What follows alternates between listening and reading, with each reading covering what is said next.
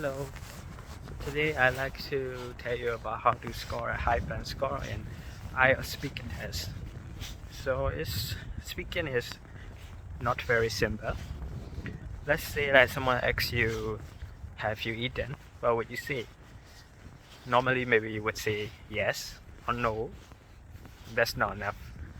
Like even native speaker can give that kind of answer, right? They will give that. Hey, have you eaten? So they will just say yes or no, and it's not gonna get you 8 or 9 or even 7 or 6 in IELTS. But what you need is you gotta extend your answers, okay? So when an IELTS examiner asks you, "Have you eaten?" you would say yes, and you will have to say what did you eat. You have to say that, for example, yes, I've eaten. I just ate my lunch, and it was a huge lunch, and we had some pizza, and we ended off with some salads, and I even had a chocolate cake for dessert.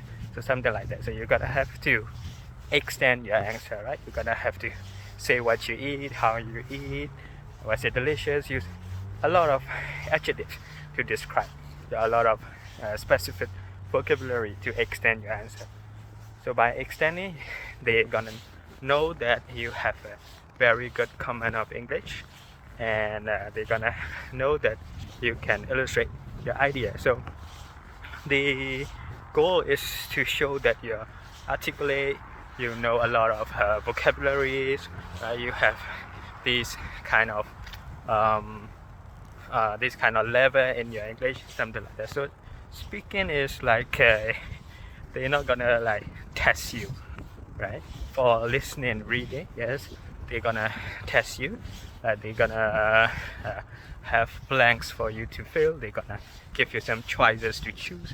But speaking is not like that. Speaking, you have to show, you have to prove that you have a certain level of degree of English.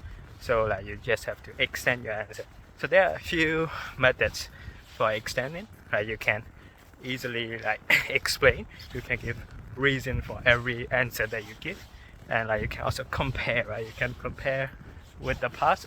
For example, if someone say that what's your favorite kind of transport, you can say that I love driving, and then you can compare with the past. But in the past, I used to use public transport a lot because I didn't have so much money. I had to save it for my college, something like that. So you're gonna have to compare.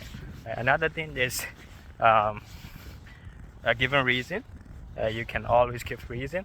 You can always start with because.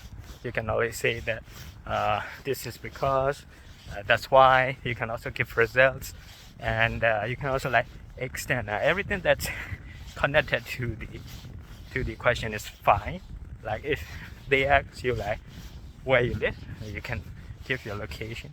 Also, you can say how long have you been living there, who you live with there, what kind of house or place you live in.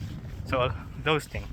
So you're gonna have to extend especially for part 3, because part 3 is a discussion question. So they're gonna expect you to have a lot of topic specific vocabulary, and they're gonna expect you to elaborate your answers, right? And for part 3, you have basically roughly 1 minute to answer each question. So you're gonna want to give 4 or 5 sentences at least. For part 1, also you have to extend. You cannot just give yes or no answer. You have to extend, because for part 1 you have something like 30 seconds.